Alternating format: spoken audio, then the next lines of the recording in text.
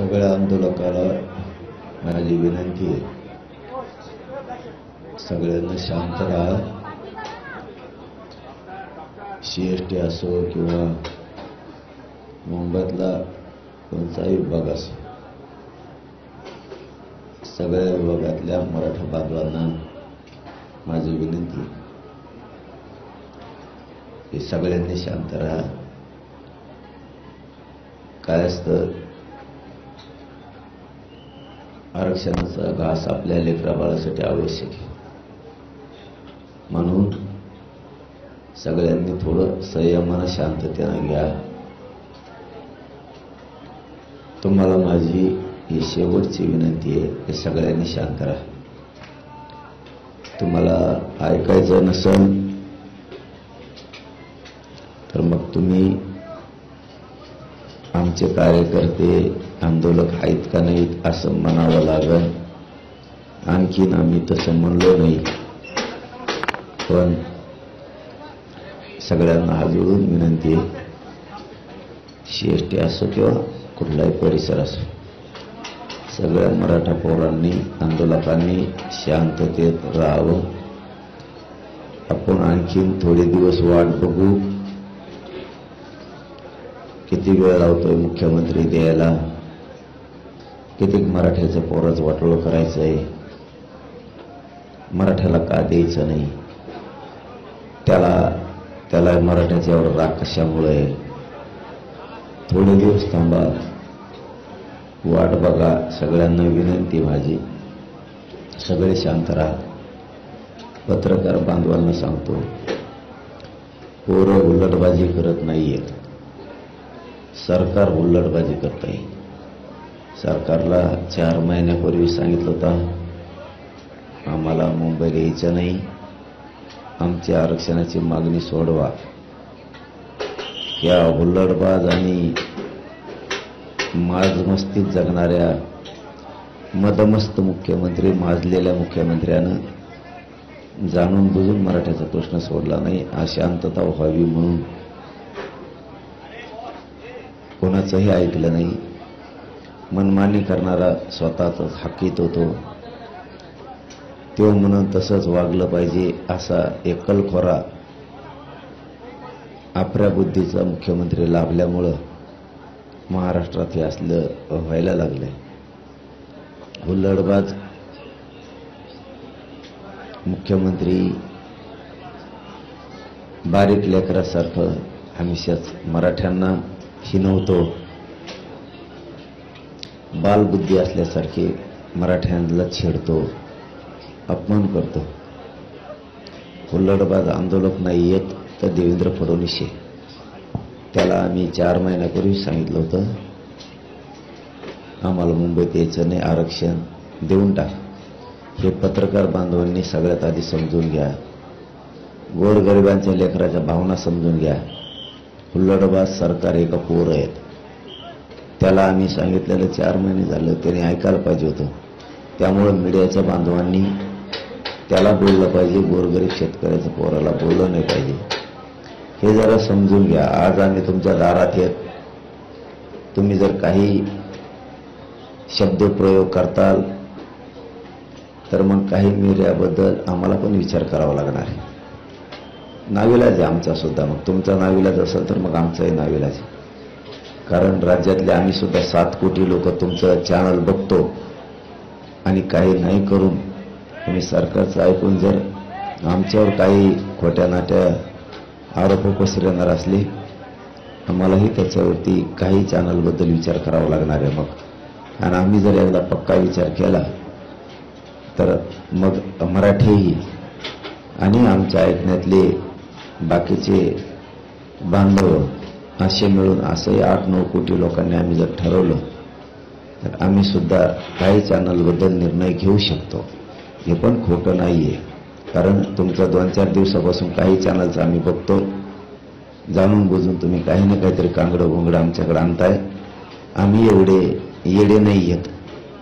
तुम्हाला सरकार लागत असेल, पक्ष लागत असेल, त्याच्यामुळे तुम्ही खोटे नाटे आरोप करून काहीतरी रंगायचा प्रयत्न करता. रंगू नका. तुम्ही रंगायला जाता आणि सरकारच्या नेत्याचं ऐकून इकडं जर मराठ्यांनी आणि मराठीच्या महाराष्ट्रातल्या 9 ते 10 कोटी मित्रांनी जर ठरवलं तर मित्राच्या नादात सगळा देवारा होऊ शकतो. कारण आपण एकदा बोललो ते करीत असतो, त्याचाही तुम्ही बारीक विचार करावा. 3 दिवस झालं तुमचं पण आम्ही काही जणांचं ऐकलं. आता आम्हालाही संशय यायला लागला तुमच्याबद्दल सुद्धा, काही चॅनलबद्दल. त्या चॅनलवाल्यांनी पुढच्या काळात विचार करावा की हुल्लडबाज पोरं नाही तर मुख्यमंत्री आहे. तुम्ही काही कांगडे घोंगडे ऐकणार आणि आम्ही तुमच्याकडे आलो म्हणून तुम्ही ऐकणार, आम्ही ऐकून घेणार असे आम्ही पण नाहीये. काही चॅनलने नाही बातम्या दाखवल्या तरी आम्हाला काही हरकत नाही, त्याची काही अडचण नाही. आम्ही आमचे सोशल मीडिया सुरू करू, पण तुमचे कसलेही आरोप सरकारचे ऐकून तुम्ही जर आमच्यावर करणार असलात तर आम्ही ऐकून घ्यायला तयार नाही. मग आम्हालाही तुम्हाला बॅन लावायचा का काय ते आम्ही आमचं ठरवू काय करायचं ते. मग कारण आम्हालाही तेवढा अधिकार आहे, आम्हाला पण तेवढा अधिकार आहे. एखादे काही चॅनल जर आम्ही सांगितलं याला रिपोर्ट मारा आजपासून हे बघायचंच नाही तर महाराष्ट्रातले किमान आमच्या म्हणण्यावरती 9 कोटी लोक बघणार नाहीत ही आम्हाला पक्की खात्री आहे. त्यामुळं सरकारचं ऐकून तुमचाही देवारा करून घेऊ नका. कारण 1 दिवस ऐकलं, 2 दिवस ऐकलं, 3ऱ्या दिवशी पण तुमचं तेच सुरू आहे पुन्हा. याचा अर्थ काही चॅनल जाणून बुजून देवेंद्र फडणवीसचं ऐकून आमच्यावरती त्रागा व्यक्त करायला लागलेत. तुम्ही काय खोटं दाखवणार आहेत, आमचं हाय ते आहे काय दाखवणार आहेत तुम्ही. पण त्याच्यात तेव्हा संशय येतो. कारण काही असतेत, वेळ आली तर नाव पण घेईन मी, वेळ आली तर नाव पण घेईन मराठीविषयी तुम्ही कसं चालता म्हणून. पण आता इथून पुढे तरी आमचं चॅनलवाल्याला हात जोडून विनंती आहे, हुल्लडबाज आंदोलक नाही आहेत, हुल्लडबाज सरकार आहे. त्याला 4 महिन्यापूर्वी आम्ही सांगितलं होतं आरक्षण दे, आम्हाला मुंबईला यायचं नाही. हे प्रश्न तुम्ही मुख्यमंत्र्याला विचारा.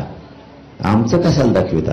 आम्हाला झोपायला जागा नाही, बसायला जागा नाही, खायला जागा नाही, हाय ते दुकानं बंद केली, आमची मागची लाईट बंद केली, ते दाखवलं का तुम्ही? दाखवलं का रे? पोरांचे काय हाल चाललेत, काय नाही चाललेत, गाड्या आडवितेत, जेवणाच्या गाड्या आडवितेत. उठलं सुटलं की आंदोलकाने असं केलं, आंदोलकाने तसं केलं. काय अडचण नाही, तुम्हाला दाखवायचं दाखवा, नाही दाखवलं तर आमची सोशल मीडिया आम्ही चालू, आम्ही जातवून लढणार आहे. तुम्ही उगाच काहीतरी सरकारचं ऐकून आमच्या मागे लागताना हे सुद्धा चांगलं नाही. मग असं असतं का पुढं? तुम्ही आम्हाला दाखवायला लागलात म्हणजे का तुम्ही कसं वागणार असं थोडं आहे. बरं, परवा ऐकलं तुमचं, 13वा ऐकलं, काल पण ऐकलं, ठीक आहे. तुम्ही रोज तेच जर कांगडे भोंगडे आमच्यावर सरकारचं ऐकून करणार, आम्ही तुमच्या चॅनलबद्दल विचार करणार, 100% करणार. बघा करतो का नाही. एकदा जर मी शब्द फेकला ना, सगळ्या रेकॉर्ड मारून टाकते. DTH असो, तुमचं काही असो, काही एक चॅनल बघणार नाही तुमचं. जे सांगितलं नाव घेतलेलं चॅनल बघणारच नाहीत मराठी. म्हणून पोरं हुल्लडबाज नाहीत, पोराची भावना समजून घ्या. पोराचं म्हणणं इथं चिखले रेंदा आहे, सरकारनं सुविधा नाही केली, जबाबदारी सरकारची असती. जेवणच आमचं बंद केलं. बरं, आम्ही जेवायला आणलं तर आमच्या गाड्या अडील्यात, हे पोरांचं म्हणणं आहे. तुम्ही उठलं सुटलं की तुमचं तुमतून वाज येता, सरकार सांगा तसं लावा अशा बातम्या, हे लगेच तुम्ही तशा लावता. आम्हाला ते पण रिपोर्ट येते. कोण सांगत आहे, तुम्ही कोण पत्रकार, कोण अँकर, कोणत्या मंत्र्यात जवळचा आहे, ती पण रिपोर्टिंग येते आम्हाला.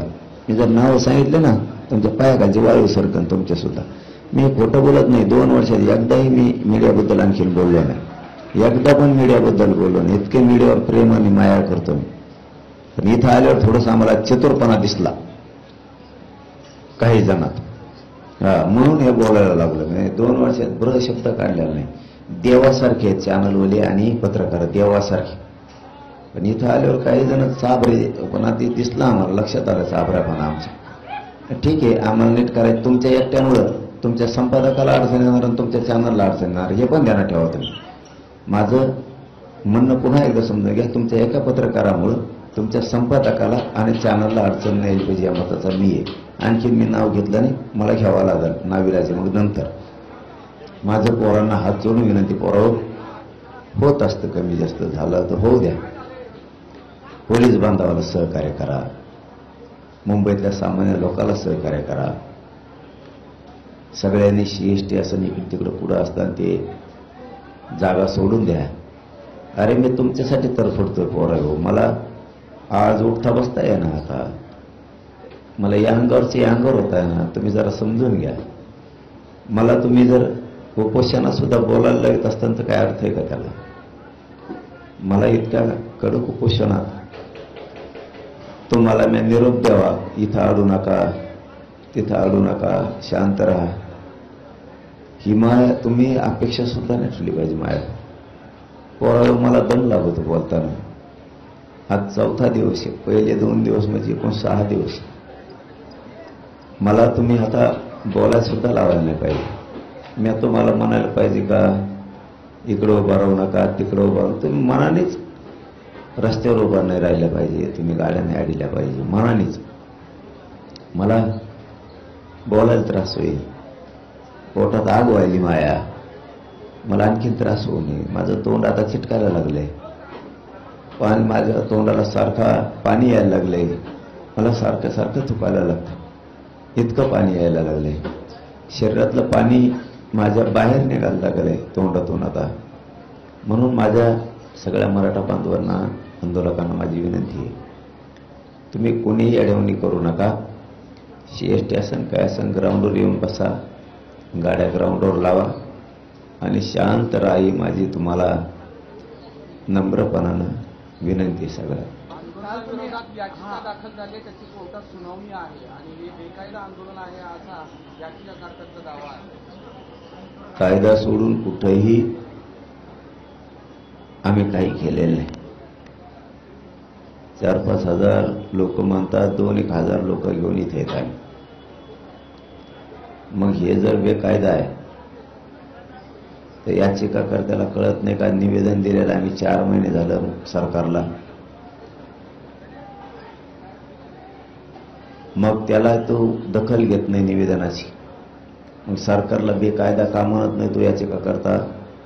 सरकार बेकायदा आहे म्हणून मुख्यमंत्र्याला फोन करून सांगितलं मुंबईला आम्हाला यायचं नाही 4 महिन्यापूर्वी. याचिकाकर्ता का म्हणत नाही?